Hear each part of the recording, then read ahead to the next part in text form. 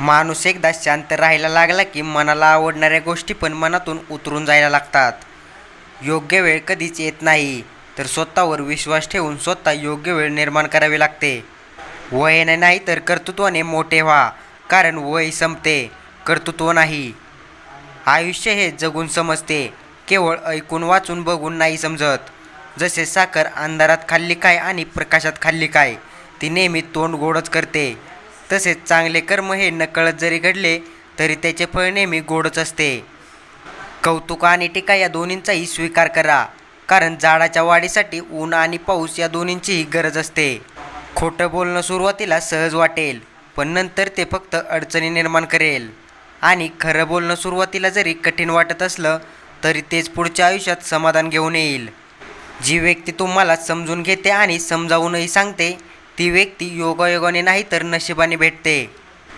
जीवनात असे काही दिवस येतात की माणसाला माणसापासून दूर घेऊन जातात, पण जी माणसे दूर असूनही आठवण काढतात त्यांना तर खरी आपले माणसं म्हणतात.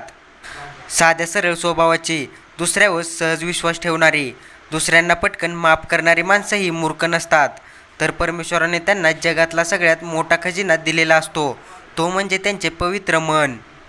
साठवून ठेवलेल्या भावनांचा एकदा का उद्रेक झाला तर त्याचे होणारे परिणाम भयंकर असतात. बापाच्या पैशावर माच करणारी मुले असतात, पण मुलांच्या पैशावर माच करणारा बाप नसतो. विचार कितीही चांगला असला तरी तो तेव्हाच सार्थ समजला जातो जेव्हा त्याचे प्रतिबिंब आपल्या वागण्यात दिसते. आयुष्यात नेहमी एकमेकांना समजून घेण्याचा प्रयत्न करा, अन्याय करू नका. दोन गोष्टी कधीही वाया जाऊ देऊ नका, एक म्हणजे अन्नाचा कण आणि दुसरा म्हणजे आनंदाचा क्षण. नेहमी हसत राहा, कधी स्वतःसाठी तर कधी आपल्या प्रियजनांसाठी.